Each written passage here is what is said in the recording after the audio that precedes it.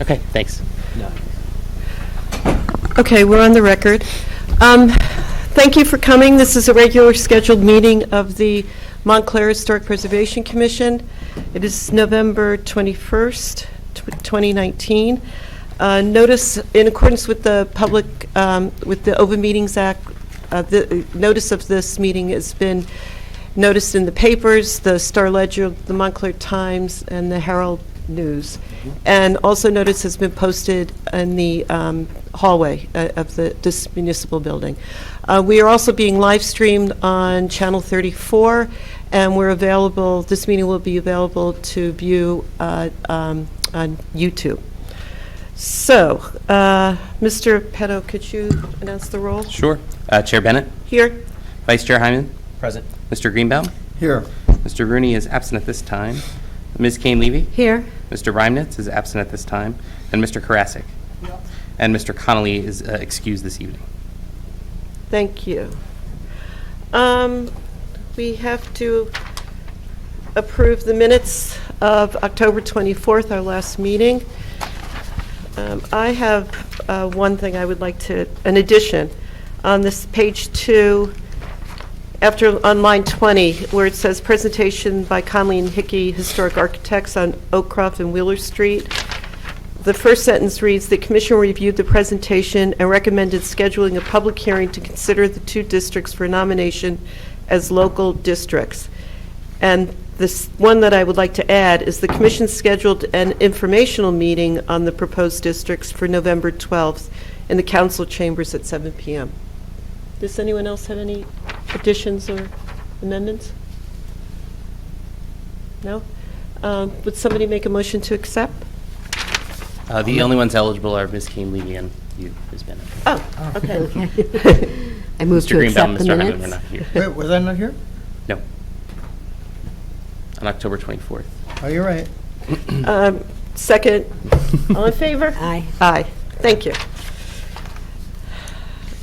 So, moving forward, is anyone from the public here that would like to speak? Okay.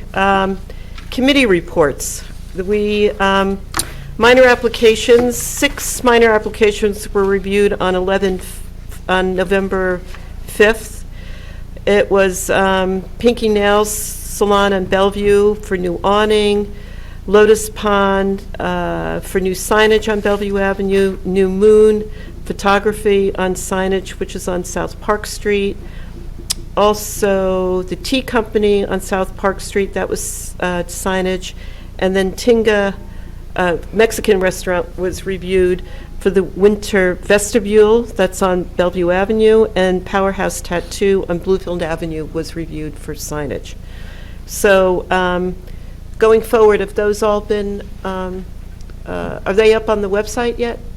All the certificates except for Powerhouse Tattoo, we're waiting for a couple of revisions as we had discussed. We had recommended some adjustments to the size of that proposed signage. Okay. So, and just to note, we've received 2 additional applications, so we'll be looking to schedule another review round. Before the end of the year? Certainly before the end of the year, but probably after the Thanksgiving holiday. Okay, given great. that next week's a short week. Okay, thanks. Then the revisions committee, we have one application that we're going to be looking at, Yes. and hopefully that will be tomorrow. We're waiting for Mr. Reimnitz to schedule that. Design Yeah, review. for the benefit of the commission, we're looking at final material finish selection at the St.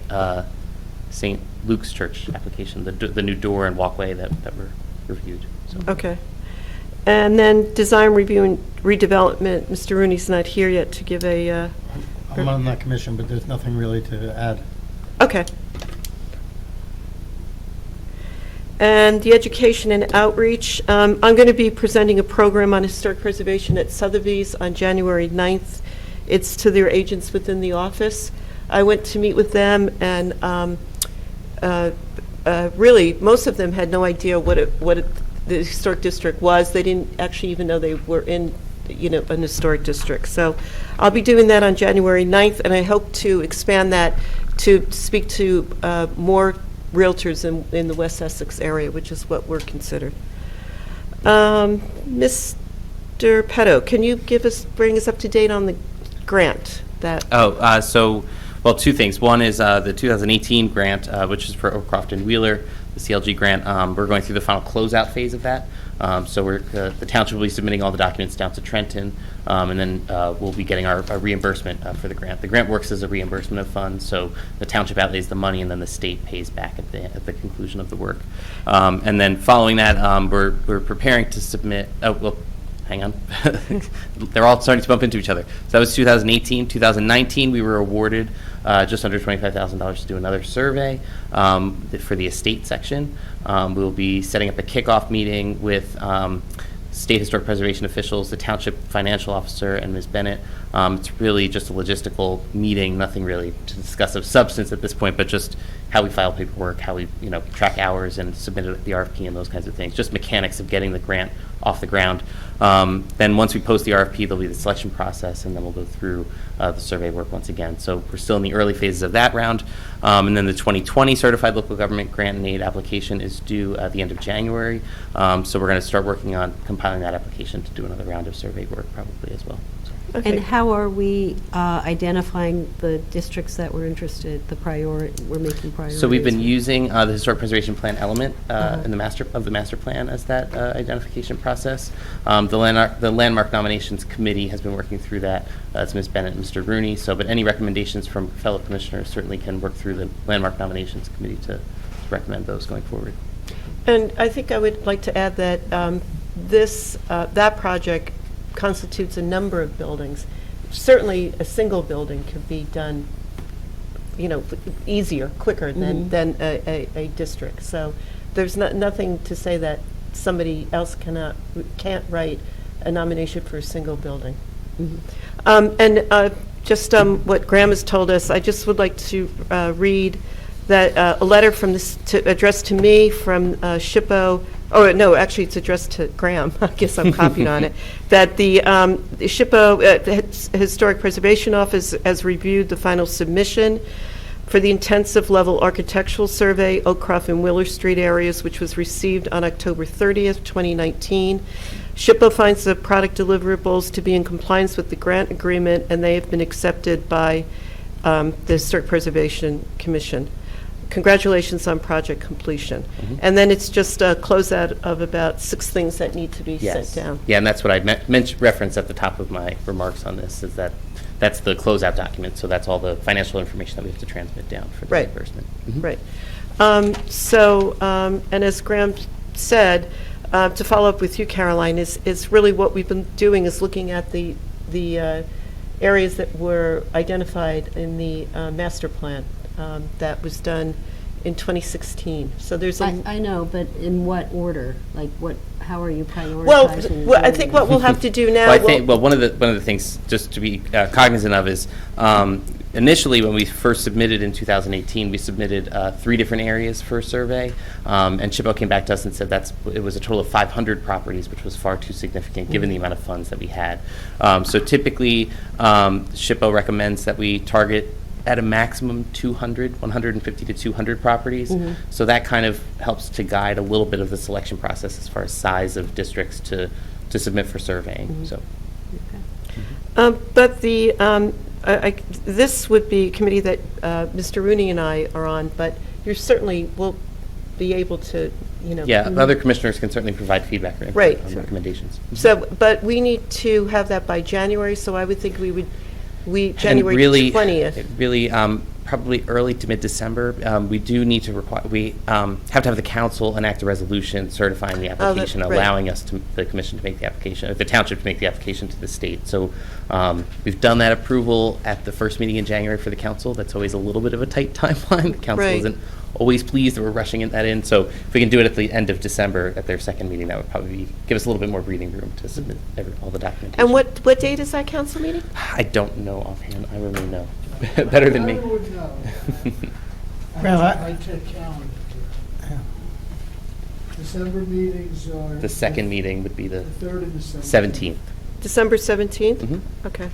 I have a question, Graham. You mentioned that based on SHPO's response, it has to do with the number of properties within a particular designated. Yeah, with respect to the budgeted funds that the grant allows for, the $24,999, they typically recommend that was only going to cover the survey work for about 200 at maximum properties. Do we have a house count for each identified prospective district? We don't have hand, but I can put that information together easily. I mean, that might be helpful in order for. We have boundaries. We have boundaries. Yeah, I mean, the boundaries are already delineated. No, the geography I understand, but based on house counts or property counts, that's what I'm saying, that would be helpful in Right. terms of prioritizing. Right. Yeah. So, I mean, to be frank, the Landmark Nomination Committee has not really discussed the mechanics of what we're going to be applying for yet, so this is the time to provide input. So any other commissioners, feel free to reach out to the chair and let her know, and Mr. Rooney know what your thoughts are. So. Yes, so if you could, within the next, maybe right after, the week after Thanksgiving, if you can look at the master plan and look at those districts and see which you feel would be notable. I believe there's also property counts possibly mentioned within the plan, so, and there's definitely listings in the I plan as think well, there so are, think but there I don't but- have my copy with me now. Right. Okay. Okay, then, going on to old business. We will be hearing tonight, excuse me.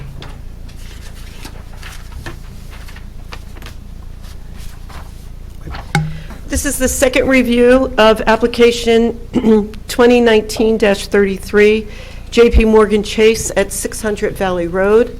And we've asked you to come back to, with more delineation for the windows, so thank you.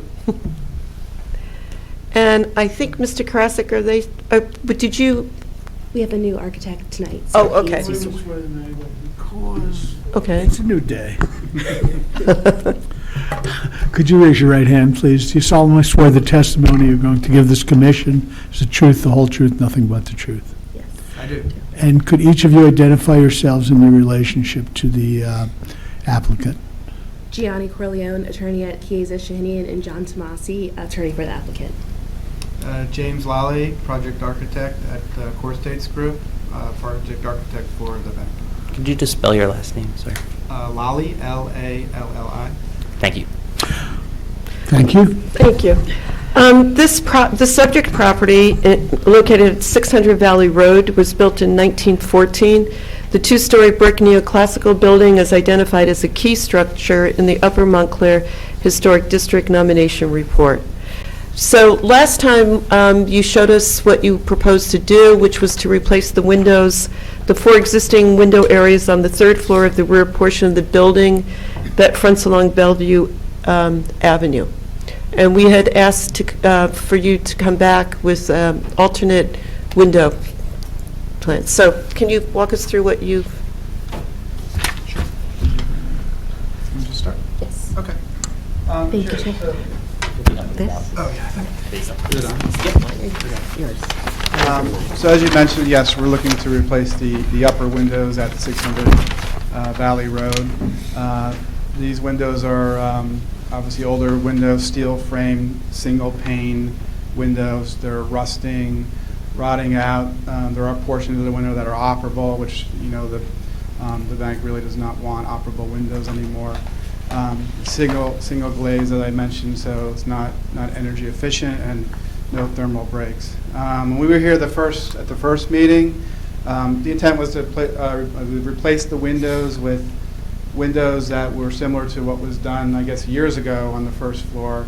And at that time, the vinyl in-sash window was presented, so the board obviously commented that vinyl is not generally allowed in the historic district, and that the board would actually like to see something more similar that's to what's there today. So we went back and we talked to our window reps and came up with 2 options: a fiberglass window and an aluminum clad window, both direct glaze instead of in-sash windows, to give the look and appearance that's there today. And we can, divide those windows up with mullions to simulate the 12 light Muttons that are there today, to give that look of the upper story windows that are there today. So the drawings that were submitted did show 2 options. on AE 1.1. Detail 1 is the existing steel window frame. The first option is the proposed narrow frame aluminum clad windows. And the third option, and there's a misspelling here, this is the proposed fiberglass clad window, not vinyl. It's just a misspelling there on that one detail. So we would divide this up the same as it is today with the 12 lights, as I mentioned, with the horizontal and vertical mullions or grills. And AE 2.1 is a sheet of detail showing the existing window and the proposed aluminum clad option and the proposed fiberglass clad option. The board asked if we can bring some samples, and I did bring some samples tonight of the two window options. I'll show the fiberglass one first, although I think the aluminum clad is probably the better option. When you say clad, you mean, I don't understand. Essentially a wood window clad in, Okay, that's not what we suggested. clad in the fiberglass material, and that is an aluminum material. Yeah, I know. But, the aluminum window is just aluminum, or it's wood clad with aluminum? It's wood. Clad with Yeah, aluminum. that's So- not what was the suggestion at the last meeting. It was a metal window that was fully metal that would look like the steel window. Well, this will essentially give you the look of the steel window on the exterior of the building. We wouldn't have windows joined like this, so you can kind of ignore that large piece there. But this gives you about a 2 3/8 inch frame around. This would be the full size of the window. It's roughly 7 feet by 7 feet-ish. That would be the full window size. And then it would be divided lights as you see today. So from the exterior of the building, it's going to look like a metal window because it's fully clad in aluminum. Obviously, on the inside, it's wood that's painted on the inside. And we could do the color. Comes in a variety of colors. We can match what's there today, even. So what side is that? Is that the wooden side? This is the metal. This is the aluminum side. Okay. So you can see from the cutaway here. This is the aluminum clad, and the interior of the window is wood. Right? And you're suggesting non-operable windows? Non-operable, yeah. And this would be a double glazed window, as you can see here, for energy efficiency, and non-operable. The MAG really doesn't want employees opening and closing the windows for energy efficiency. Could you bring that one up? Sure. So we could.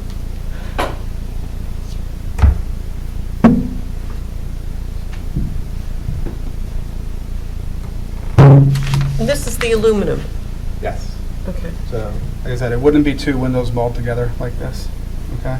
So it would be essentially this piece here, which would go all the way around the full size of the opening, and then it would be separated or divided up like you see the lights today, with horizontal and vertical So mullions. is this essentially just two different designs? No, this is just how they gave us a sample. This is what they Okay. had on hand. This is actually. We'll probably go with this one, which is just a simple non-operable window here.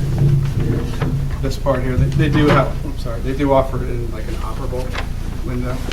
This sample shows both situations, right? So this would be the look that you would see from the street. Okay. You could just, why don't you leave it here? Can I leave that? Sure. Yeah, just for a minute. Absolutely. Mr. Greenman, any questions of the witness? Actually, I'd like to see that. I'm just curious, do you happen to know the width of the mullions, the actual metal on the existing windows? So the existing frame all around is about 2 3/16 all around, and the interior Muttons are today about some of the verticals are an inch at the smallest, and where the windows are operable, it's also 2 3/16. And this is the exterior of the frame, but the actual Muttons, how will they be in terms of width in the new design? So on the new design, the frame is about 2 3/8 like I said, these are 1.125 inches. They're essentially 1 inch today. The new grills or divider lights would be 1.125 inches. Okay. So that would be between the glass, and then on the inside and the outside, it would be on the glass. And the windows that were replaced that are directly beneath those, what material are those? I believe they were vinyl. Yes. A vinyl in-sash window. I'm not sure how long ago they were replaced, but that's what they were. That's why the first intention was to come and match what was there today, which Right. the board didn't want, which was fine with us in the bank. That's why we came back with something similar to the request of what's there today. Okay, I don't have any more questions. And like I said, that comes in a variety of colors. I believe we can even do a custom color match to try and match what's out there today. You'd be matching to the windows directly below? Yeah, I mean, which, they're kind of faded today, but, we can kind of match what the color, was there. What is that color? Is it I bronze? believe it's like a bronze, yeah. I mean, they offer a bronze here as multiple colors, and like I said, they could also be custom. They're Morgan? Yeah. Do you have any questions? No, I don't have Do you any have any- questions. So, the color, I'm kind of struggling with this. What you're suggesting is to match the color of the windows on the first floor, Yeah, it's a bronze color. but the windows on the top floor, the original windows are bronze. Right. But they've been painted. They're painted and repaired over the years, puttied, caulked. Back in its heyday, it was probably a bronze color. Does anyone actually occupy that space up there? That's a conference room space up there, Chase Bank. Trace Bank. Yeah. No, I know. My first bank account as a child was in that bank, and I just never knew what went on upstairs. Yeah, I believe that's the open conference rooms up there.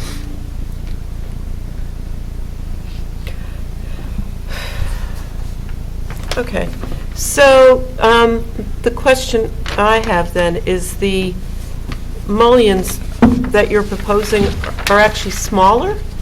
No, they're slightly larger. Larger or smaller? Well, there's a mixture up there because part of the windows are operable, so Right. the, Oh, I see. the thinnest Right. part of those are 1 inch at the, at the Could you- divisions. And then where the window's operable, they're just over 2 inches. They're thicker, okay. Could you just do an operable window and not, and lock it? We'd rather not. I mean, you're going to get a thicker mullion there, like you see in that one half of that sample. Yeah. It's just not. It's Well, the idea is to get it to look more like the existing window, and without doing thicker muntins and mullions, it doesn't look like a steel casement window. Well, I mean, we could talk to our rep. We could possibly do different size mullions on the window to mimic more closely what's out there, and go that route. The only question I have to point to Caroline is, would you prefer it match exactly in terms of proportion of the widths of the mullions to what exists? Or is it more important to match what's below it, which is... Well, that's what we decided last week. It change. wasn't appropriate at our last hearing. Okay. That was my question. Yeah.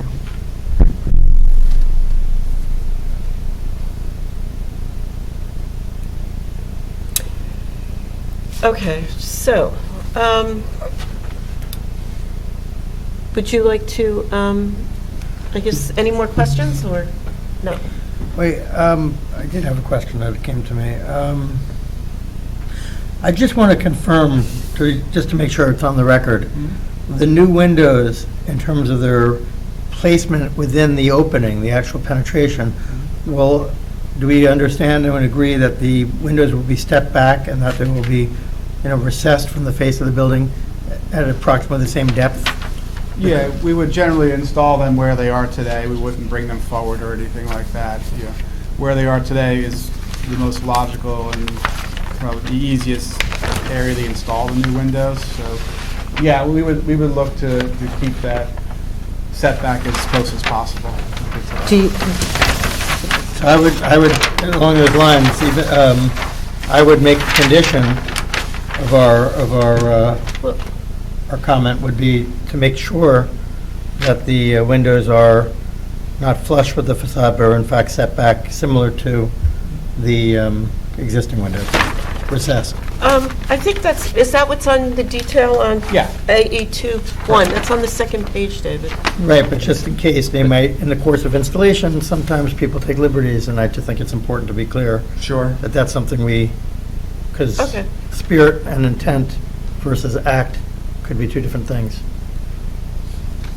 The way they're installed, the steel frame windows are embedded in the brick. So you're going to have to either rip all of that out or cap over it and do some sort of a panning condition. So I don't know if you've considered that, which is going to thicken up the perimeter frame for the installation. Understood. I mean, we're gonna try and do our best to keep it very close to what it is today. So, if we have to do a little more work in terms of getting it that way, that'll be noted on our drawings to get it to the installation to as close as possible as to what's there today. So I'm not an architect, so I rely on your knowledge. What you're saying is that the steel frames are embedded in the brick. They have to take the steel frames out, and then what? And then they install a new window. I mean, I haven't seen this type of window installed to replace a steel window, but they usually pan over it with some more aluminum and then fit the window frame in. And so it all adds up to more thickness. Another way to do is to rip the whole frame out, which is disruptive on the interior, and you're going to have to do some plaster work on the interior. Masonry. And, but my concern is the configuration. I don't think that just a Munton grid applied is going to sufficiently replicate the steel casement windows with the operation. So I think you need to look more closely, and I would prefer to see an operable window. Or if you need to apply something, it needs to come closer to what the current condition is with the, a heavier transom bar and some verticals to make it look like it's a casement window. Yeah, I think we can work with our window rep to vary the size of the grills and the mullions to mimic what's there today. I don't think trying to get an operable window to match what's there today, it's not going to be as close as if we were to work with the grills and the mullions. So you're saying that you think you can work with your window rep to replicate what is on page 1, the existing steel frame, but with the way that those mullions are shown here. Right. Yeah, exactly. That could be, that'll be a condition. Yeah, that could be a condition, and we can update our drawings accordingly. There's so many adaptive restorations of industrial buildings with these types of windows. So there must be an existing marketplace of suppliers that are making what are considered to be historically compatible, frames like this. Well, there's a steel window option, and then there's an aluminum window option with an operable casement window. But the steel window, can you get a double glazed steel window? Yes, So maybe that's something we should suggest. but we did last week. I mean, last time. So you're saying that basically to mimic exactly what's there, but just get the benefits of the thermal Double glazed. benefit. Right.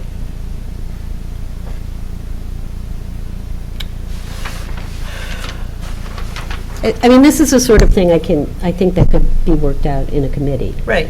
And so I think you should talk to your window rep and see some other options and try to get closer to what's there presently. But I don't think you would need to come back to this body. No. But My thought is, if we have an idea of what we would approve, then let's just approve that as a condition.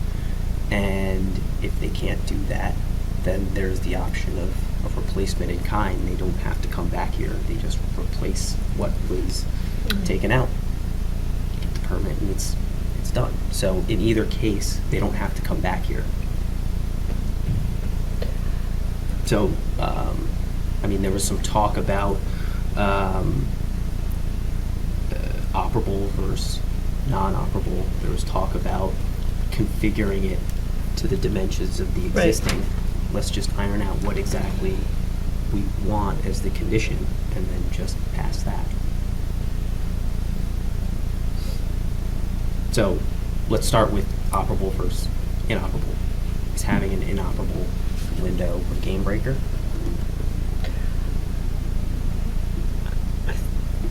I don't think so. I mean, It needs to appear to be operable at least. Okay, so then in terms of the look of the grid, as long as they mirror the dimensions of the existing, that's feasible? Okay, so then I make a motion to approve the plans with the condition that they use the aluminum clad frame and modify the dimensions of the grid to match the existing. The actual verticals and the horizontals on the Muttons. Yeah, The I think thickness. with The details to thickness be and the- reviewed, to come back. details to Yep. be reviewed. Well, Well, the thing is, I have a the- question too about the Muttons. The Muttons probably have like a trapezoidal, they get narrower at the face to create a lightness. There's a drawing. I wonder, does the aluminum ones from this company, from Marvin, do they taper to the face? You know what I'm saying? Yeah, I think they offer different styles. We can certainly choose a style or get a style that's similar to what's there. I know what you mean. They're kind of triangular in shape, what's there today. It creates a greater sense of lightness. I think it makes sense to, as part of our approval with these conditions, is to have somebody from a subcommittee go and make the final Well, before. that's what was in the motion. It was a motion to approve with those conditions, and then Mhm. one of the condition was final design review by the subcommittee. Yep, Right. that makes sense. So is there a second? Second, All in favor? Aye. aye. Okay, so this will be dealt with the revisions committee? Yeah, I mean, typically we do the condition says the full HPC. If there's an issue at the revisions committee, then it'll come back to this full body. Okay, so that what we'll do is we'll come on site to look at what's up there currently, because it's difficult to tell from such a small picture and such distance. I'll be happy to go Okay. if Caroline, if you'd like to go, I'll go with you, because I've never been up there and I'd like to check it out. Okay, All right, thank you. thank you. Here, Thank you. don't forget this. I won't.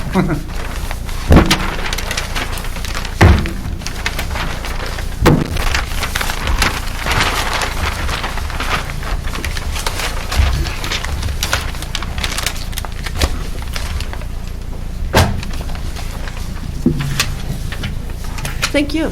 Bye.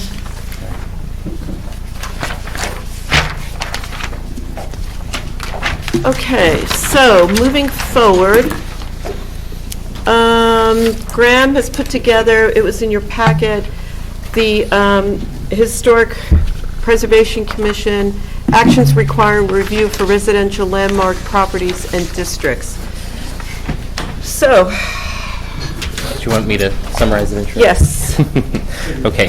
Given that the HPC is considering our two residential historic districts at our next meeting, there was some discussion based on our discussion with the residents at the community meeting on November 12th. We felt that it was presented an opportunity to review the requirements for a certificate of appropriateness here before this body for that we require for review, what actions trigger a review requirement, and think about those with respect to residential properties, and if we need to make some changes or modifications with respect to those reviewable actions for residential properties, given that we'll be considering designation of a significant number of additional districts, properties within districts. So what I've done here in this memo is I set forth kind of that introductory information that I talked about. I went through and looked at all the certified local government communities here in Essex County, and distilled down their specific actions requiring review. As you flip through the memo, you see Montclair, our actions are listed on the first page. As you flip over to page 2, we have Glen Ridge and West Orange. 3 is Verona and Milburn, and then page 4 is Maplewood. So I contained all the other communities and what actions require a C of A review in those communities. And my recommendation is that this summary analysis kind of be worked through an HPC subcommittee to look at ordinance modifications and think about, perhaps tweaking our regulations for a C of A specific to residential properties. And if we form a subcommittee tonight, then we would be able to report at the December meeting. Correct. Yes. May I ask, in any of these communities, Glen Ridge, Milburn, West Orange, Maplewood, does the Historic Preservation Commission in their communities have the authority to issue a C of A and full authority on making the decisions in historic properties or historic districts, as opposed to being an advisor to the planning board? Only when the action is solely related to a C of A action. If there's a development application, no, then they're all advisory, which is what's required under state law. A development application? Yeah, so that would be an application to the planning board or zoning board. Then they're When an you say advisory. development, not an area of redevelopment, No, but no, just no. a regular developing application? What was here today, that was a C of A, because Right. they did not need site plan approval or a variance. So it comes to us. If they need a site plan approval or a variance, it goes before the planning board or the zoning board, and they have jurisdiction, and our function is advisory. But it is And my that's how it is throughout the state. No, it's my understanding, actually, there's two different forms, that in some municipalities, depending on Yes, some what- have a strong commission, some have a weak commission. And the strong- These are all strong commissions. But Montclair does not have a strong commission. Montclair does have a strong commission. We just issued a C of A. That's your strength. There's even weaker than Yeah. this. It's- There are some where, even if it isn't before a board, you can only provide advisory review. So if this were a weak commission, they would come before the HPC, we would give them our recommendations, and then they would take it under advisement, and they would do what they What wanted. they wanted. The actual applicant. That's right. But my question is, in certain applications, the planning board has authority, and other applications, the HPC has authority. And I believe up until 2012, the HPC had authority on a greater breadth of applications than presently. I think there seems to be, I don't know if it's a myth or at least a misunderstanding that there are some HPCs that have the ability to, issue a C of A or deny a C of A in situations where there is a development application of planning and zoning board. That's not true. I think that, if I'm not mistaken, and I'd have to go back and look, we may have had an ordinance which wasn't complying with state law, and then it was changed to comply with state law. And that may be what you're thinking, but I don't want to say that 100% because I'd have to. Yeah, because I actually believe that there is, a township has the choice to specify even a redevelopment, not area redevelopment, but a development application, that if it's within a historic district or it's a designated historic property, the HPC has ultimate authority. Well, And that's that's- a choice that the town decides. No, that's I called it a myth before. It's kind of like an urban legend. But the fact is that no, that we don't have that power under state law. But again. Or can't have that power. Well, let me say this to you. I'm not saying you're wrong or right. All I'm going to say is that I had a conversation recently with people at the SHPO headquarters, and they clarified this for me. At least if I understood it correctly, I could certainly be wrong, but that there is what's called a strong HPC, or a strong commission, where like, for example, an application like Lackawanna, which was a historic district, that application ultimate authority would be lie with the HPC to make that decision, unless it was an area of redevelopment, in which case that might be advisory. That I'm not sure. That's not my understanding of the law, however. Well, And I don't mind looking at it I'm- Can you again. point? I was just in it. I'm doing Madison's historic preservation ordinance, and Ira's completely correct. We are a strong commission. There is no circumstance under state law where an HPC can have regulatory authority over an application that's governed by another board. No, not governed by another board. The HPC ultimately governs that application. Yes, but under the MLUL, if they are getting site plan application or a variance, the only board that could hear that would be a planning board or a zoning board. So the HPC can't hear variances. They can't No, hear variances, site I plans. understand. But you can't split those things up. If there is an application that goes before one of those boards, only one of those boards can decide. See, my That's under- why my- if you have a site plan application Yeah. that needs a use variance, it does Right. go to the planning board for the site plan and then the zoning board for the variance. It just goes to the zoning board. See, my understanding is that they can actually disaggregate it and make, this is If what I that's was not- told, That's not true. that the actual site plan approval You can't is separate split it from the up. variance. Nope. Maybe, Mr. Karasik, you can cite the MLUL that discusses this, so Mr. Greenbaum can, do you know what? I'll write something out for you. I'll write something out for you. But Okay. basically, it's quite clear that the HPC's role is advisory in situations where there's a development application. And it's right there in Yeah. 55D, so 110. It's 110, right? Right, 110, okay. yeah. I mean, that's- Is that 55D 110 Montclair or 55? No, that's. No, it's the that's law. state. Okay. No, you can't, it's,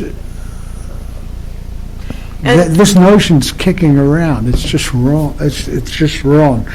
I mean, sometimes it's wishful thinking because you'd like to be able to do that, but Well, it's not a matter of like or like, it's just in a situation where the property is, in fact, has a historic designation, or if it's within a historic district, presumably, it seems logical to me that the Historic Preservation Commission would be the best body to adjudicate that application, separate and apart from any variance. I got it, but the answer Yeah. is. And what we do is we no. make recommendations, and what we have been doing is sending somebody from this board to speak to that at the zoning board. I was just at the zoning board, or the planning board. Okay. And those zoning requirements, like, they're still applicable. The planning board or the zoning board just has to interpret it and decide on it. It doesn't mean that historic preservation concerns go away. It's just, it falls under the auspice of the planning board or the zoning board. Right. My understanding, as I said, just to repeat, is that there are situations where an ordinance can be written in a town where the HPC would have that authority. And it would, You can write it, it's just illegal. well, no, I was, this is what I was told by SHPO.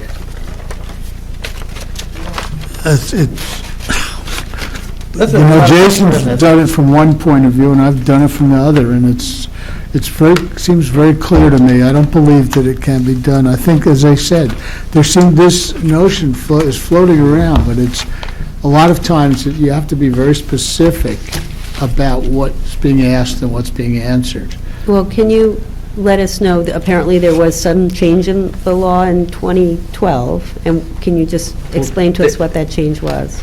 There's a change in the local ordinance, because Yeah, I remember there was that's another what I issue. Demolition. The council had been appointing HPC members when the statute designates the mayor, so that was one instance where We fixed we had that, to change yeah. the ordinance to comply with state law. But like, for example, I was going to ask you this subsequent to the applications to this evening, the demolition ordinance that you've been working on, I spent a lot of time. Well, it's been adopted, actually, by the council. It's officially adopted. Yes. So in that particular case, the HPC does have final authority prior to the building department having the ability to issue the demolition permit? The answer is yes, and there's a lot of effort to ground that authority in the municipal land use law. And frankly, it's not a stretch. I think it's a solid grounding. However, it hasn't been done elsewhere.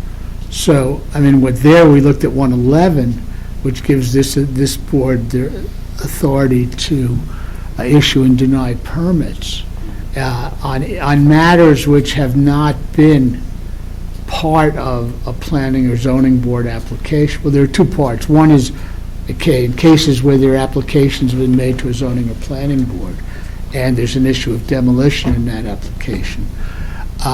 We took great pains to sort of separate the demolition out from what the authority of the planning and zoning board is, essentially saying that those boards have the control over what gets built, but they don't have control over what gets torn down. And in a case of historic districts or historic buildings, 111 gives this commission control over the tear down of a historic property. And based on that, this ordinance does give the Historic Preservation Commission a denial, basically, on a demolition application. It hasn't been tested, but I felt quite strongly that it's in there in the law. My understanding is demolition isn't specifically covered by the MLUL, is that right? It's under That's the correct. It UCC. says nothing about it. So when we talk about whether or not a building that's being, a development application goes to the planning board, it so happens that what's sitting on the site is a historic building. Planning board pays no attention to that. They're looking at what the person wants to build there and whether or not what they want to build complies with the zoning ordinance or what variances are necessary, whether site plan standards are met, et cetera. But they pay no attention or shouldn't pay any attention based on that to what's there now. If there's a zoning board application for a use variance, they have a broader scope, and I think they can take into account what changes are being wrought a little bit more. But nevertheless, neither of them really address what's being torn down. That's just ancillary to the application. What you've just done is you've now clarified which body does have the authority to issue a denial or approval for demolition. It now resides with the HPC. In certain cases. In certain cases. When this ordinance, in this case, when there's a historic designated, well, you'll see, the standards or designation or districts in which a property is also, has been surveyed and the survey's been filed. It covers a substantial number, but not, So the areas that are in the master plan under the historic planning element, historic preservation element, that are identified as potential historic districts that are currently Wheeler Street and Oak Croft, does the HPC have purview for any kind of demolition in those districts? if the property's been surveyed, if the property, in this case, for example, most of the properties in these districts have surveys that have been filed with the state. So as long as that survey says that they're a contributing property to the historic district, then yes, they would fall within the purview of this demolition ordinance. But the area, just to clarify, the area that we've overlaid as a body several years back, where we created these overlays over potential districts, which we are sequentially surveying, okay, if it has yet to be officially made a historically designated area, Yeah, it's still. does the HPC have the authority? If it's identified in the historic preservation element of the master plan and the particular property, it has been surveyed and found to be contributing. Graham, does the building department have that list of properties now? So they We- get flagged? We have that list, well, I mean, the ordinance was just adopted Tuesday. We're going to be working Monday. over the, Monday, sorry, yeah, you guys meant Monday. We're going to be working to compile that list and tag the tax records, which are then in the database for this building department system, so they'll see those. So we've only seen individuals separate from development applications about 3 a year, so it's really not as significant. So let me just confirm. They'll have a list, and you can look at it. Yeah, there'll be a list. Well, no, but I'm surprised you guys aren't jumping on this. Again, I'm looking for specificity. The overlay. Wait, can I interrupt you a second? Yeah. What Ira just said was whatever's been surveyed, that would be the junior league list, what we Okay. call the junior league list. Mhm. And now, I Oakcroft just and have Wheeler. pardon me? Oakcroft and Wheeler. Oakcroft We and added. Wheeler, because they have been surveyed, and they surveyed Each with property this- has a survey form. Each property. So let's say, for example, the estate district, which has yet to be officially surveyed, that's what we're getting our I grant think for. a lot of the houses have been. We already have the. Many were surveyed under the junior league in the state section. Right. Okay. And what about the master plan that was done by BCA? That is the If- master plan that we're referring to. Oh, so No, that, no, was that but a if- survey? BCA, Building Conservation Yeah. No, Associates. some of the, not all of those are surveyed. They weren't surveyed, they were identified for They were further identified, intensive not surveys. like this. So that identification doesn't qualify? for- Correct, yeah, because the ordinance that was adopted says that a survey form has to be completed and filed with the state historic preservation office. It has to be here. identified in the This is master big. plan and surveyed. huge. And that's, that's what it says. Everyone's No, known that. no. It says it because you wrote it. But my question is, It's a secret. no, it's not a secret. The question is I find it interesting. So even though it was it was reviewed by BCA when we did our master plan, historic planning element, They where were we identified for further study. for further study, until they're actually surveyed, which we're doing on an annual basis based on our grants, Yeah. they don't get that same degree of demolition protection. Unless they're in the junior league survey, which many of them are. Which 1,030 already Right. are. I mean, the idea is that we have an objective criteria. The property owner is going to know it, everybody's going to know it, and you have the ability to relatively easily get properties onto this list.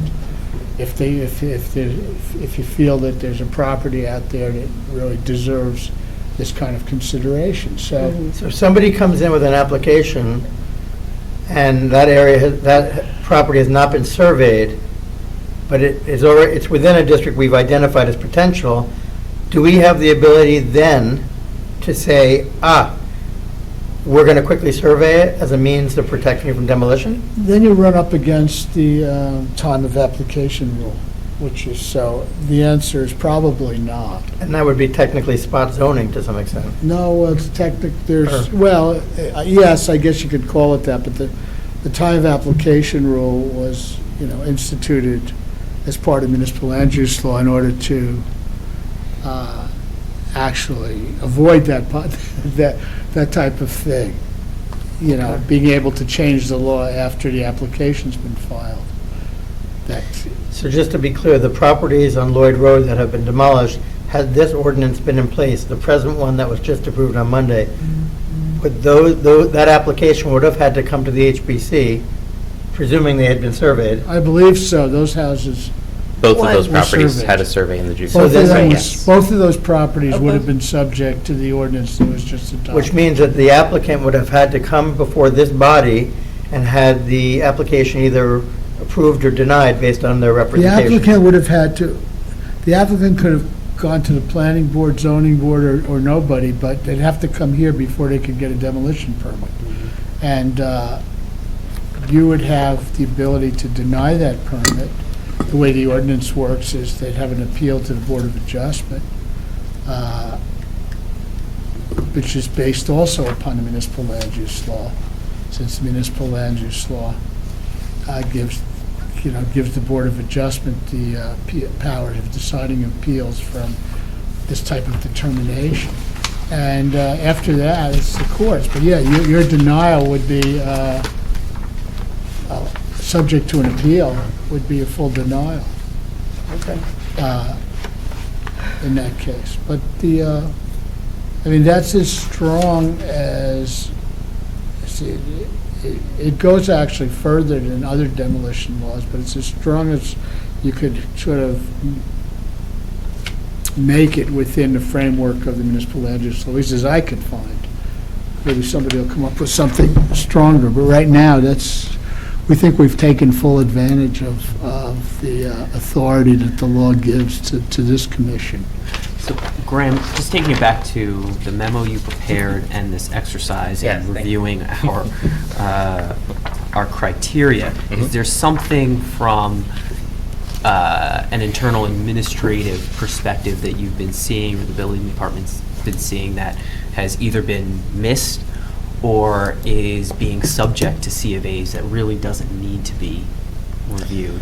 Well, I think one of the biggest issues that we've seen is were the recent changes. I guess it was maybe a year or two ago that the governor's administration changed to broaden the category for what's considered minor work, whereby, for example, replacement of siding does not trigger the need for a building permit, nor does replacement of roofing. So that's been an issue that's very difficult, and there's been some outreach from SHPO to local HPCs on that, because it's very difficult to track those situations. If people don't need a permit for work, they can go out and rip the siding off and put new siding up without anybody at the municipality knowing. So it really becomes follow-up enforcement. I think that is probably the biggest issue that we've had.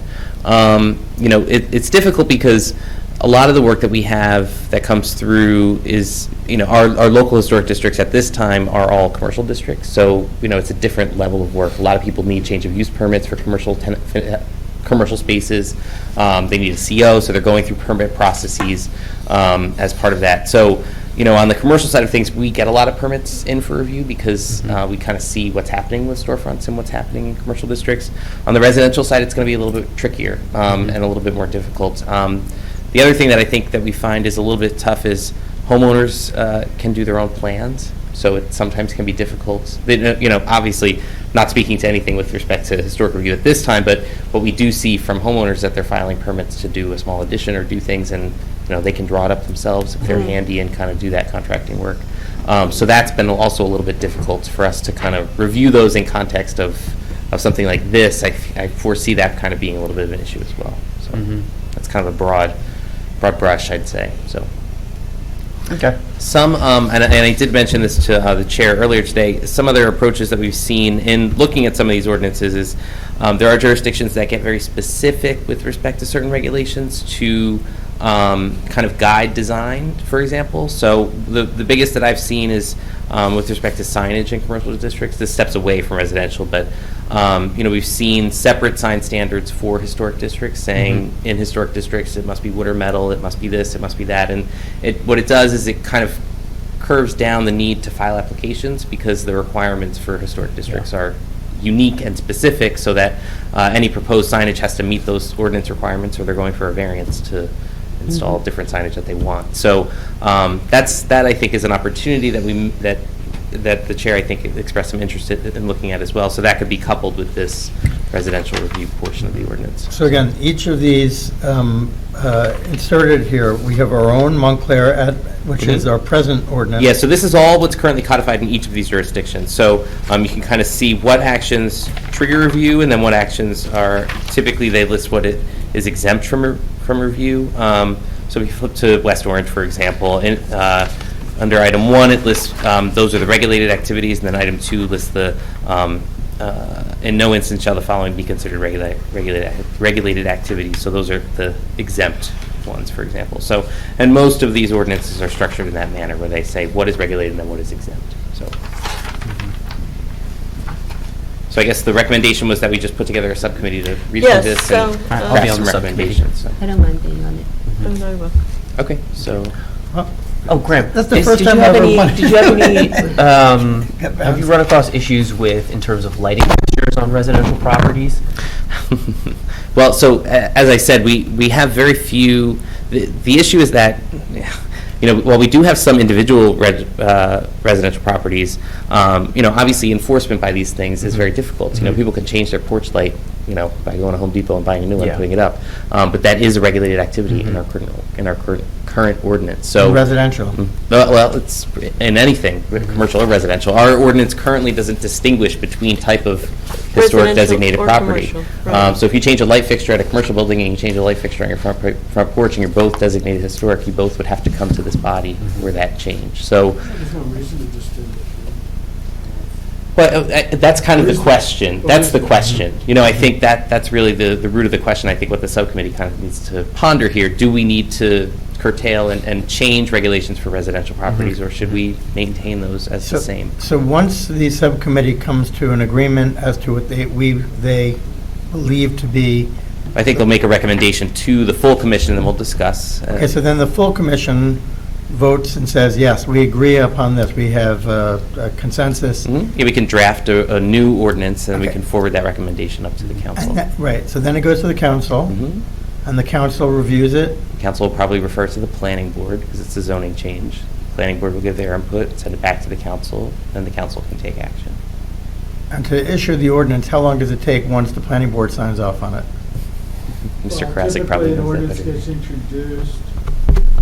The way the council's been working pretty much. Ordinance will get brought up at a conference meeting, and then the next meeting subsequent, if there's no controversy really, it'll be actually introduced in the first reading. And then approximately a month later, could be a little less or a little more, it depends, but it'll be brought up again for public hearing and second reading. In the case of this type of ordinance, it has to be referred to after the first reading. After its introduction, it has to be referred to the planning board. And so that can And make the time. project last for 6 weeks or so, because the planning board usually will get it up at the next meeting and discuss it, and then they'll issue comments to the So- council. Within a 3-month period, presuming there's no, 3 months is plenty of time if there's a will to adopt it. right, Basically, someone in the commission has to come to council and explain why they want it, persuade the council if that's necessary. I don't know. Okay, so, I know, oh, go ahead, I'm sorry. No, I Finish thought this was important for you to explain, and especially with the demolition, the changes in the demolition ordinance. I asked Graham, because this is a short meeting, to put together a PowerPoint about understanding Montclair land use boards and applications, so this will segue right into that. Let me say something. Sure. Yes. Oh, go ahead, Ira. if you wanna Before you Oh, get- wait. No, go ahead, go. You have to go? I'll wait for you to come back. I'm sorry. All right. Okay, well, why don't we take a 5-minute break? We'll take a while we set up, 5-minute and then- break. Then we come back up.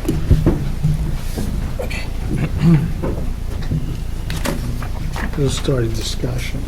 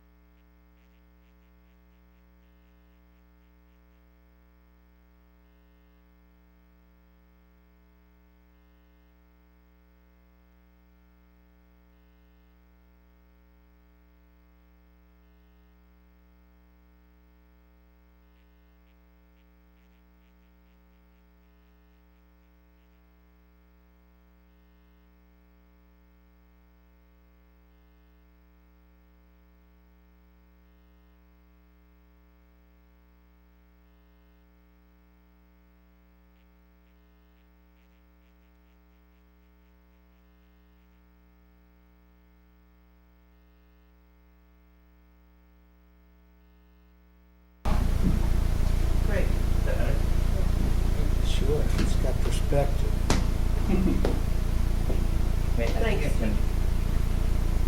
It's okay. That's called keying? Is that what you call it? Well, that's one of the ones that actually Yeah. Okay. makes those adjustments. Yeah. I asked Graham to put together a PowerPoint presentation for commissioners to better understand what our role is when we sit up here and listen to these applications. Okay. All right, thanks, everybody. We've given this presentation before, so should be a refresh for everybody here, but wanted to just give a little bit of an update, kind of an annual thing that we'll talk through the land use boards and application process here at the township. Okay, so... Oh. They can watch it on Channel 34. Yeah, we'll Yeah. have them watch it, because Yeah, this is being a short broadcast meeting. as well, so Montclair Land Use Board. So first we have the Planning Board, which is a 9-member board with 2 alternate members. There's 4 classes of members, including the mayor or his designee, or his or her designee, a municipal official, 1 council member, citizen members not employed by the municipality nor serving as elected officials make out the balance of membership. The Board of Adjustment is a 7-member board with 4 alternate members. The Board of Adjustment has to be all citizen members not employed by the municipality nor serving as elected officials. They need to be essentially independent from the town, from Right. the government of the township. Just slow down a little bit so I can Oh, follow sure. you. The Development Review Committee is a 5-member committee. They review applications for development that only involve a site plan review. Their membership includes 2 planning board members, a member of the Zoning Board of Adjustment, the planning director, and the planning board engineer. So there's no requirement to have an HPC member on the Design Review Committee?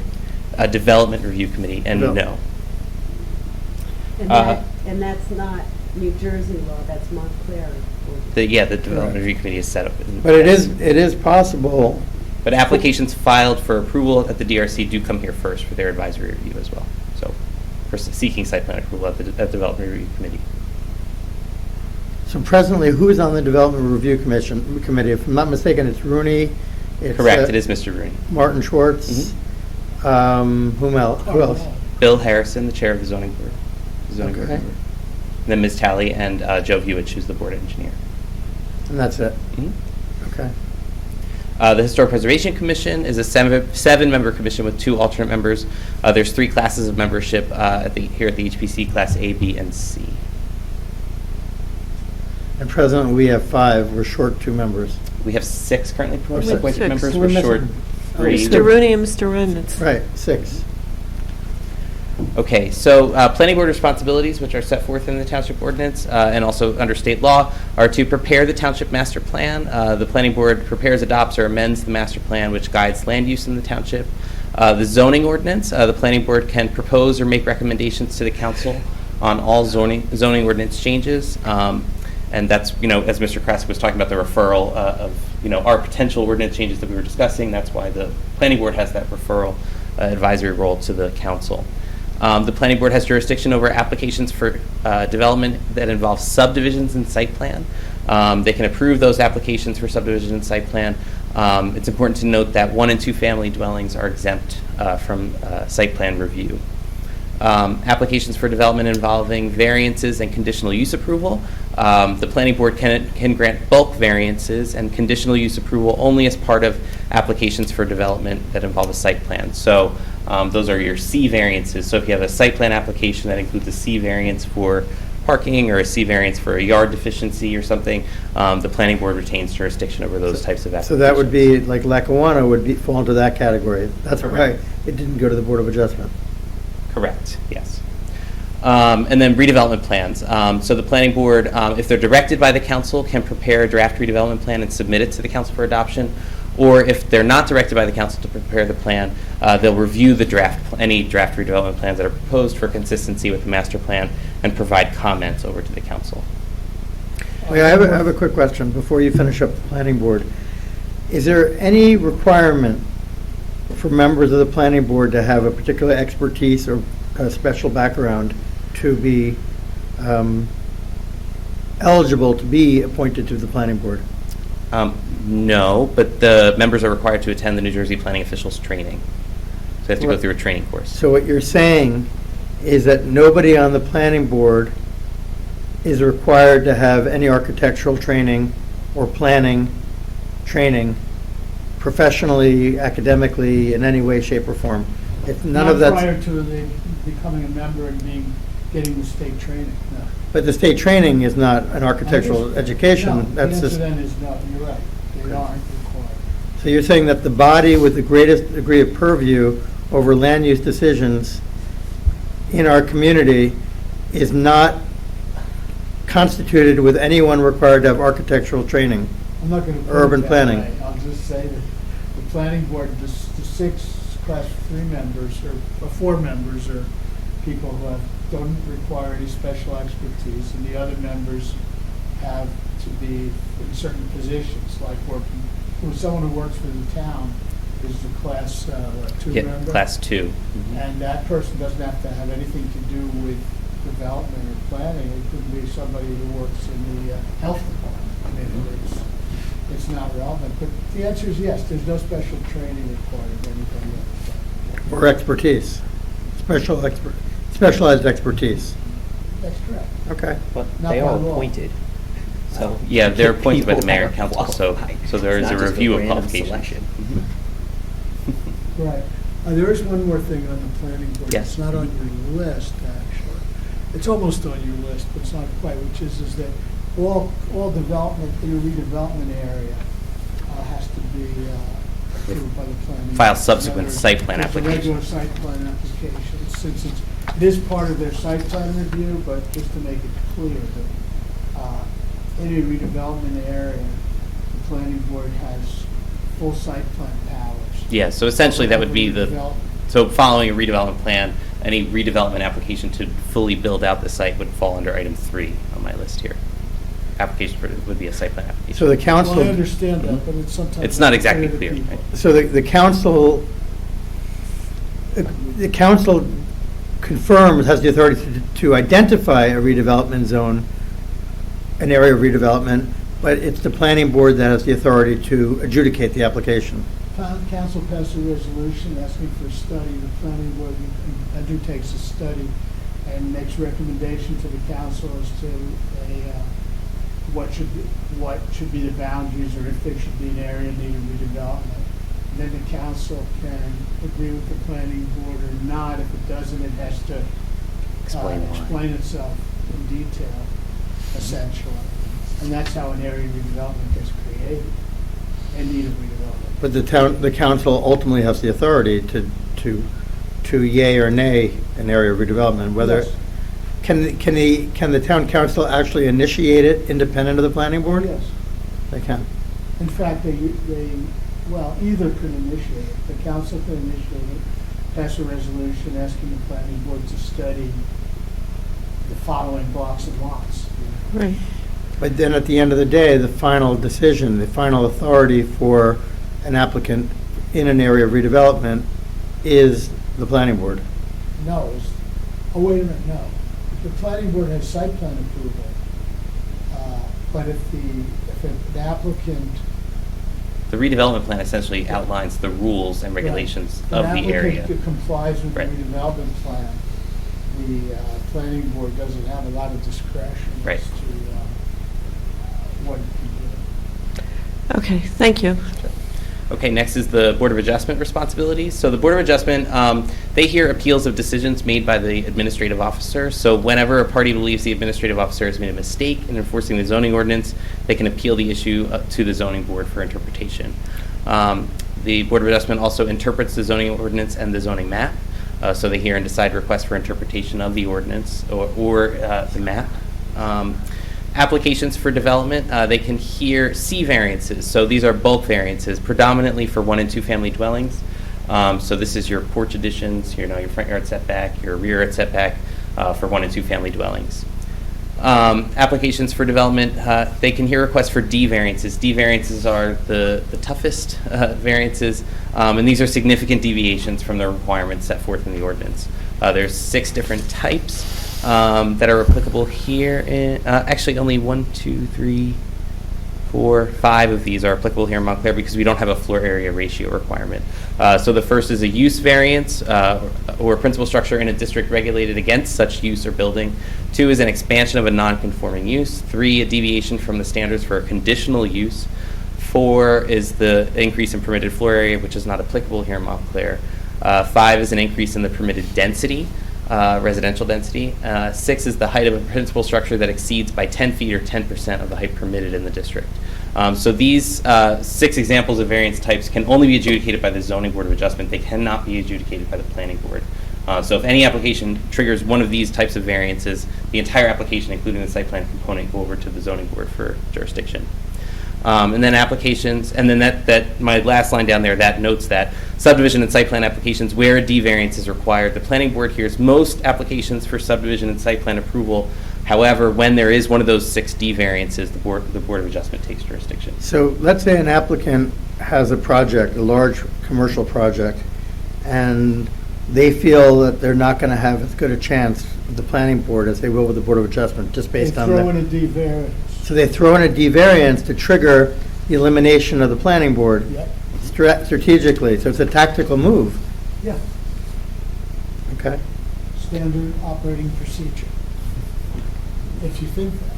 But Well- then but the standards for getting the D variance approved are higher, so. Are much higher. There's a trade-off. If you think that the board's gonna be more amenable, fine, but then you have a higher standard to meet. So, And yeah, it's a strategic decision So- that lawyers will make. when And they D file. variances at the Board of Adjustment require what we call it, what we refer to as kind of a supermajority. They require 5 affirmative votes of the 7 members. So what if they A 4-3 find... decision is so not an approval. If they find in the course of their strategy of going for the D variance, because they went 10% higher, and they feel like they're going to lose, they could say, well, we're going to lower 10%, and we'll be in conformity, we will conform with the height issue. Will that now move it back to the Planning Board? Could. It depends. It creates a situation that gets everybody angry. Because they've wasted a lot of time. So it's possible, I mean, you can take away the jurisdiction of a board by doing that. So But that's, that's sort of esoteric. I mean, you're dealing with legal strategies. Right. Okay, Graham. Next is the Development Review Committee. The Development Review Committee has jurisdiction over applications for development for site plan only, to review those applications for compliance with zoning requirements, development regulations, and design Can standards. you just slow down just a little, Sure. please? Well, and you also have a hard copy. You of have this. No, I know, Copy. I understand, but if he's going to talk, we should be able to understand. I want to make sure. Well, why don't you follow along with what he's I'm written? following on there, it's the same Okay. thing. So this is, the first line here is in an advisory capacity. So essentially, the Development Review Committee serves as the first screen for site plan applications.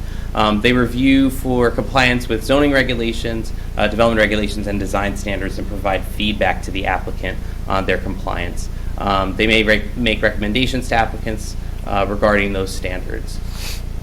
The second line here is design and technical element review. The Design Review Committee may make recommendations to the applicant on design and technical elements of the site plan. Because the board engineer is present, this is often a good iterative process to talk about stormwater or parking arrangement or other kind of procedural elements of a site plan outside of a formal public hearing to give kind of some initial feedback to the applicant. The idea being that if we can rectify some of those technical issues early on in the process, it helps clean things up later on in the review process, either before the planning board or the zoning board. And the last item here is that the Development Review Committee can conduct formal hearings on minor site plans that require no variances. So these are only by right applications for site plan. So things that, for example, things that trigger site plan review that may not have a variance are a new freestanding sign with no variances, a new garbage enclosure in a parking area, those kinds of minor site plan approvals. If everything else conforms, it conforms to the setbacks, conforms to the height, conforms to everything else, the Development Review Committee does have jurisdiction to approve those types of applications, but only if everything complies with all the regulations set forth. Who appoints the members of the Development Review Committee? Each of the planning board and the zoning board make those appointments to those to the respective body. So the HPC has no representation on that body. At this time, no. Could it? That's a question in the ordinance, I think. Ira, is there any reason to think that an HPC member couldn't be on the DRC? Couldn't be, no, this is strictly how we want to set it up. I mean, you might want to see if you could lobby, this is an ordinance, right? Mhm, correct. We created the DRC as part of our land use procedure. It's in 202. In section 202, so you could say that in cases where is historic designated property or one in the historic district or something, an HPC member should sit on the development review committee for those, but it doesn't say that now. There's no legal reason why it couldn't. And just to also further advise, even these types of applications that go to the DRC do come, if it is for a historic property, it does come here first for advice, and then an advisory memo goes over. The most recent example that we had of this type of application was the property at 88 Bay Street. That was the Domino's rear Pizza? building with the taller windows that we did, kind of.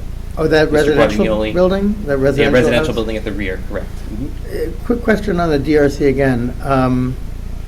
If it's an area of redevelopment, does the DRC get involved, or is that superseded by? They will in the advisory capacity for site plan review for the initial advisory review only.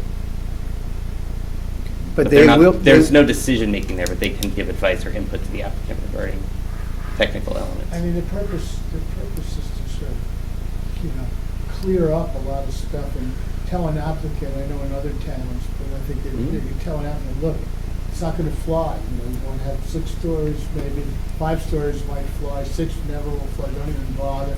You're trying to, there's a combination both of technical things like fix this, fix that. And also oftentimes at the practical things. And oftentimes at the Development Review Committee is the time where we bring other municipal officials in to review an application, the fire official, police department, other elements to kind of, give their additional feedback. So it would make sense to have someone from the HPC in there in the mix, I think. That's up to the commission. Yeah.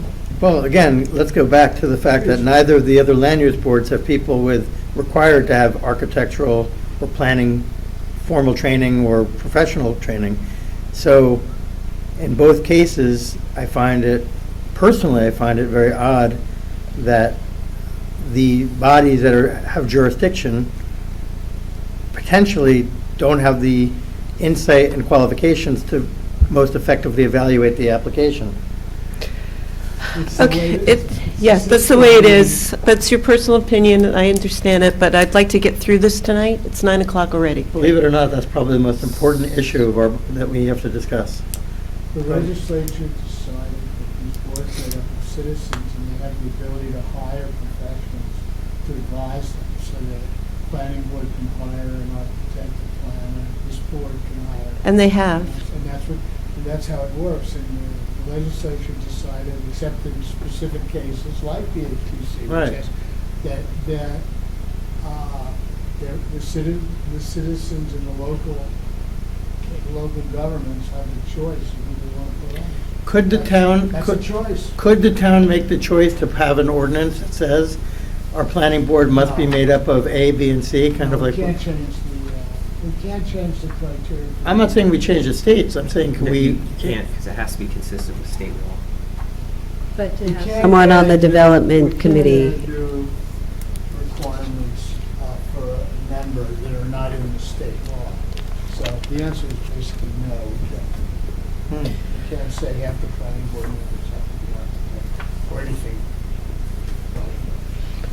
Okay, can we continue, Okay, please? so next is the Historic Preservation Commission responsibilities. So the first is to propose historic landmarks, which we're working through now with O'Croft and Wheeler. Propose to the council buildings, structures, objects, sites, and districts in the township worthy of landmark designation.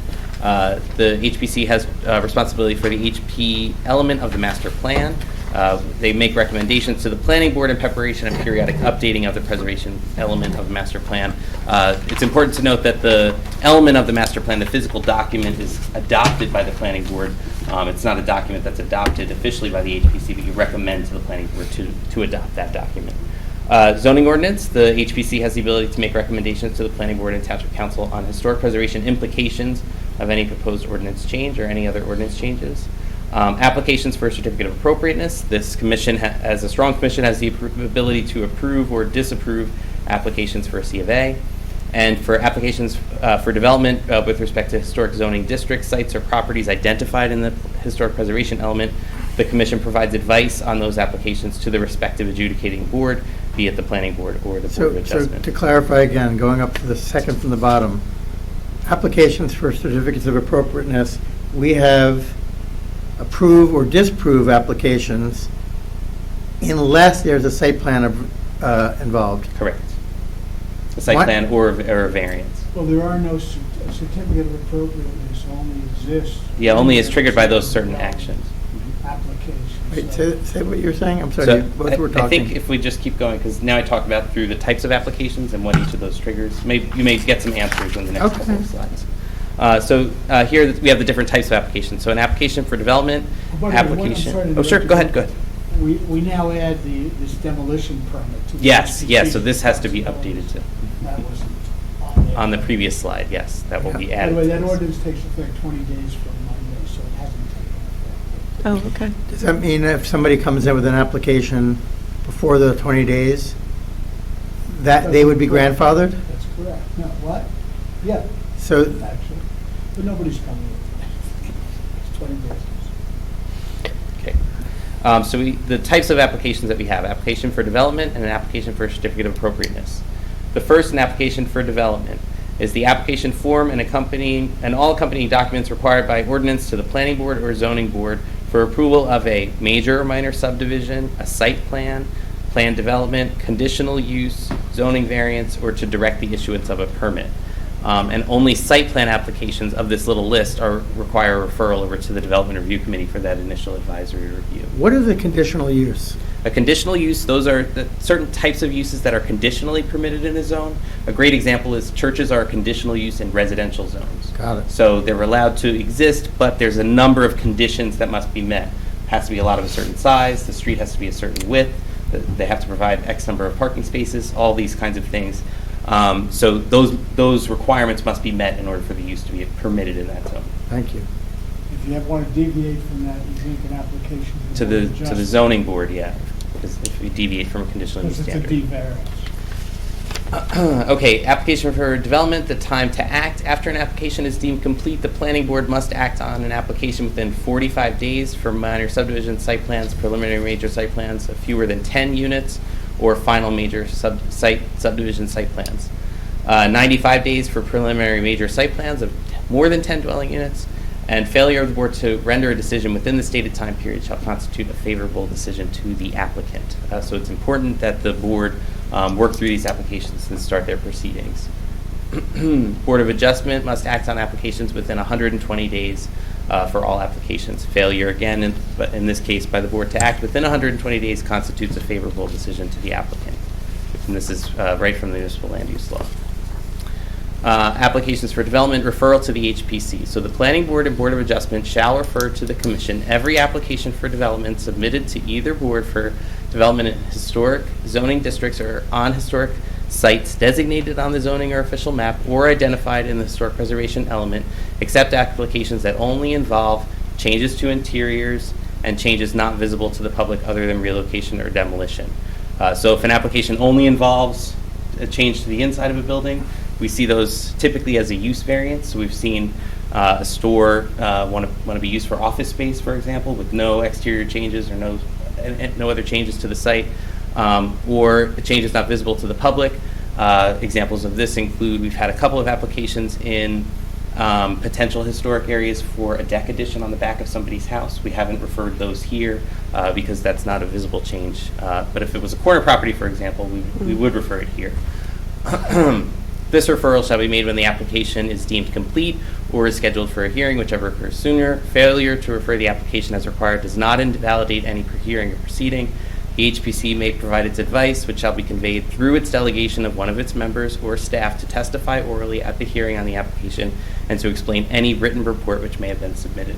And this is consistent with what the chair said earlier, that a member from the commission has been in attendance. We've seen Mr. Reimnitz and Ms. Bennett both at the zoning board, I know, to testify on these applications that we reviewed and referred over. And I think it's been beneficial to the board to hear directly from the commission members. Applications for a certificate of appropriateness. Is the application form and all accompanying documents to obtain that document issued by the HPC required before work commences on any landmark or any building, structure, or site or object located within a landmark district. Hold on, landmark district would include anything within the master plan designated as, No, these are only the list of adopted designated historic districts. districts. Yes. By the Mhm. towns. So we have 4 landmark districts now: Town Center, Upper Montclair, Pine Street, and Watchung Plaza. So any properties within those districts, and then any of our individual landmark properties. Actions requiring review. So this kind of gets back to the earlier discussion that we had. Certificate is issued by the commission, shall be required before a permit is issued for any of the following, or in the event that no other type of permit is required before any work can commence on any of the activities listed below: demolition or improvement, relocation, changes in the exterior elevation or improvement by addition, alteration, or replacement, any new construction of a principal or accessory structure, change in existing or addition of new signs or exterior lighting. However, work associated with an application for development approved by the planning board or zoning board is exempt from this requirement for a certificate of Now, what appropriateness. I did was, you'd have to change this. Mhm. Yeah, you did make some What I changes. did was took the demolition out of this, created a whole separate section for demolition. So if you want to demolish a building that falls within that group of buildings that's demolition, you have to go for a separate demolition permit, which this board has to approve. So it's no longer part of the certificate of appropriateness process. Demolition triggers I its get- own process. I got a better idea. Why don't you just scrap everything below line 5?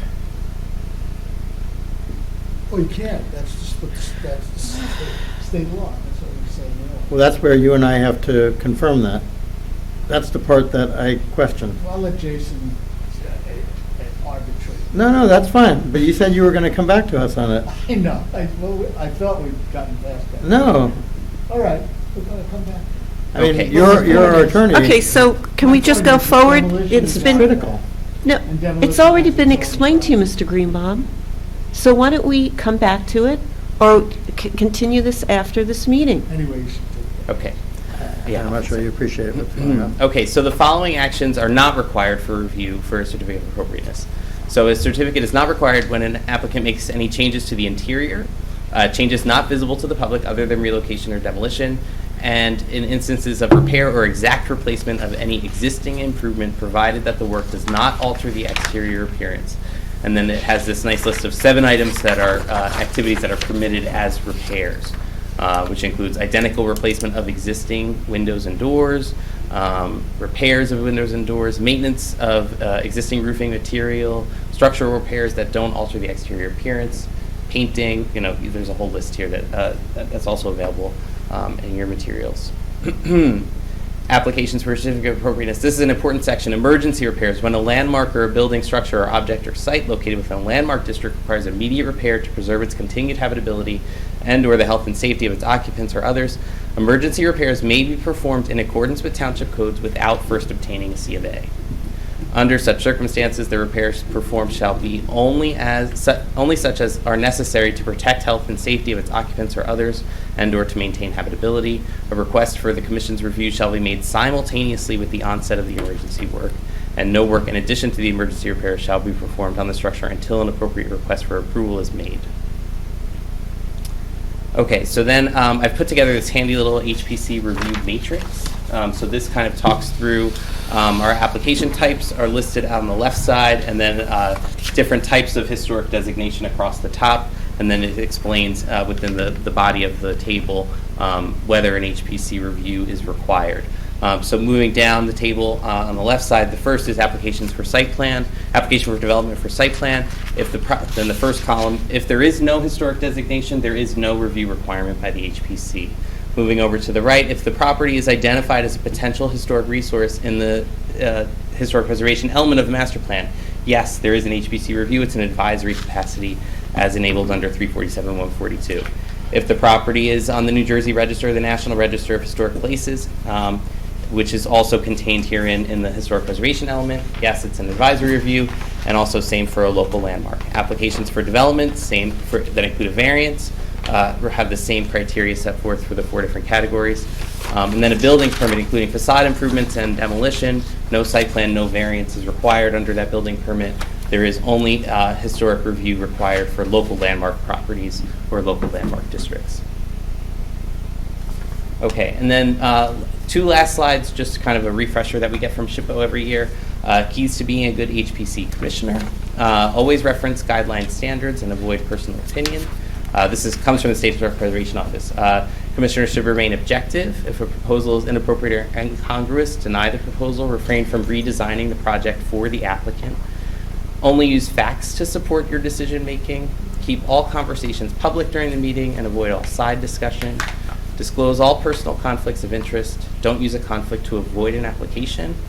Avoid assumptions about an application. Base decisions on the facts presented and ask questions. Always acknowledge the presence of the public. Come to the meeting prepared. Be knowledgeable of the ordinance regulations and all applications materials scheduled for review. And actively participate, ask questions, be engaged, and get involved in the discussion. And then finally, I wanted to provide this little bit of information, and it's the second item that I also passed out to everybody, boards, commissions, and committees' responsibilities. This is from the Township's volunteer handbook. This is the handbook that's provided to all board, commission, and committee members. This is an excerpt of page 17 through 19, I believe. And it just really explains what the responsibilities are of board, commission, and committee members. To understand the role and responsibility of your board, commission, or committee, remember to represent the entire board, commission, or committee. Consider the interests of the township as on the whole, and not just the interests of your commission or board or committee. Keep lines of communication open, do your homework, and be thorough in your recommendations. Be conscious of your relationship to the council, other boards, commissions, committees, and the township staff as well. Establish a good working relationship with other board, commission, or committee members. And then there's a note on political participation as well that's included at the end of this as well. So that's all I had in this kind of brief overview. So provided you guys with some materials as well. I did want to note that this presentation is available on the website for the township. From the planning department page, there's a link to the land use boards, and there's a link to download this presentation as well. Thank you, Graham. That was very, again, insightful and helpful. Can you send this out to everybody, all the commissioners? Sure, yeah, I'll send the link to where it is on the website. Okay. Thank I you. had one other thing, which I've been actually speaking to a bunch of different people about, not committees and boards, because we're having this issue a lot. It's going to get worse as over the next 6 months when the press is going to be all over us. But and although there's a few of you in particular who have had this issue come up recently, it comes up generally, which is identifying yourself as board members or being identified as a board member. A lot of times people come and speak before the council, and I'm not thinking of someone here, but they'll go up and they'll say, well, I'm here as, I'm the chair of the Housing Commission, and I'm the chair of the, I'm on the Civil Rights Commission and stuff, but they'll never say that they're not speaking for them, just that they're not speaking for those commissions. And some of you, if you get identified in this newspaper, or if you represent yourself as a member of this commission, it could be a if it's not clear that you're not speaking for the commission. So I think that part of the issue is really,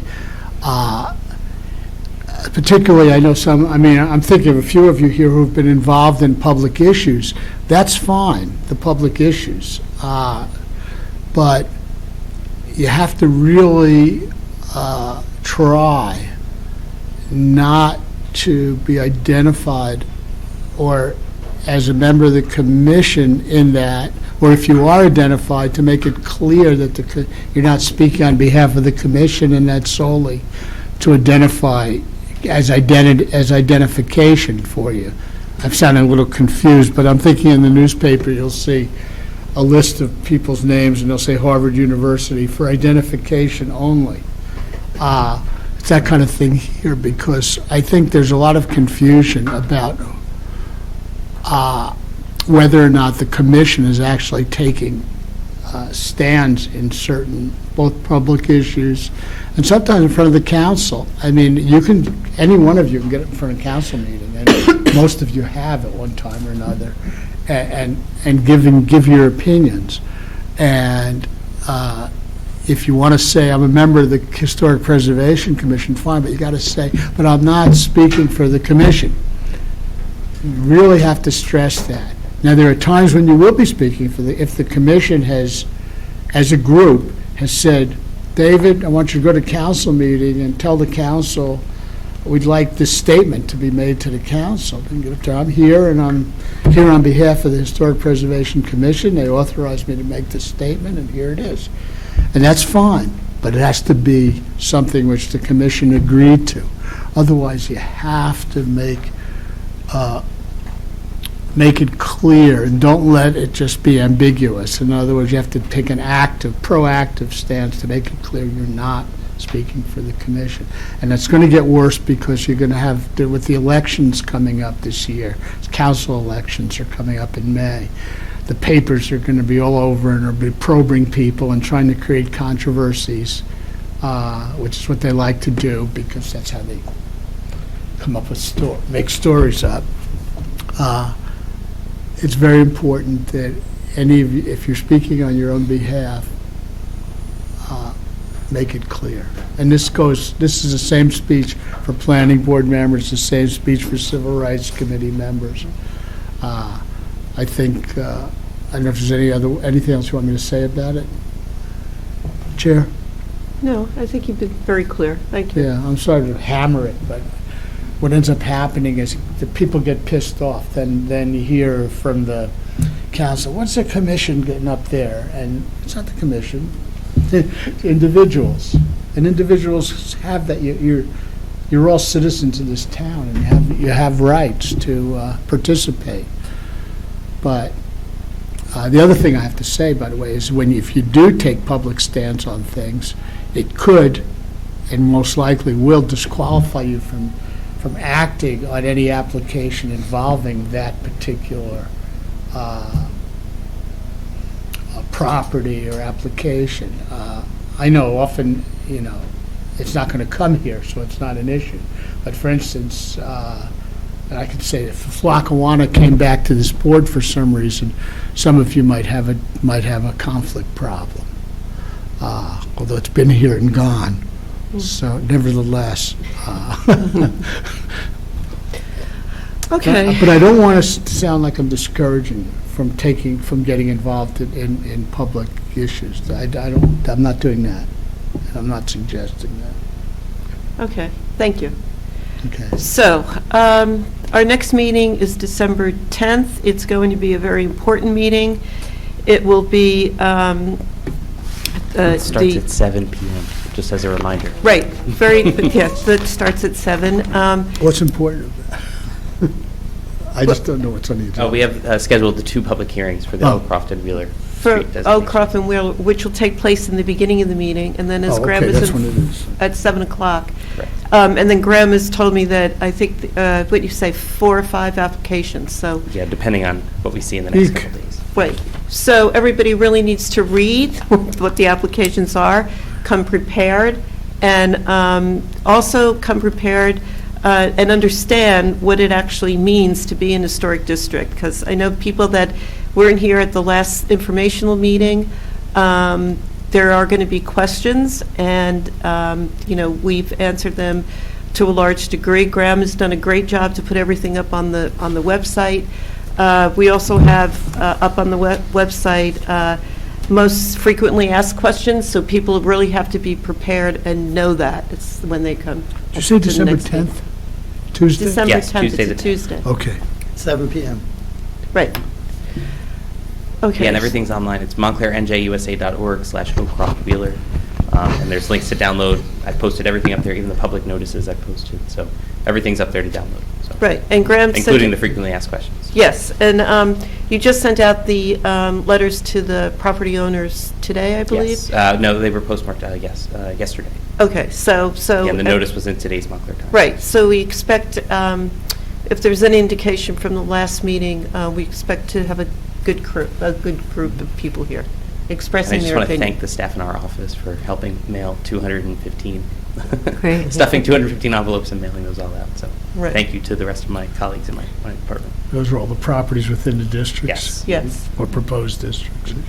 I know it's late notice, but is there any chance that we could have a tour of the two districts? Like, could someone, I don't know. To what, for whom? For what For purpose?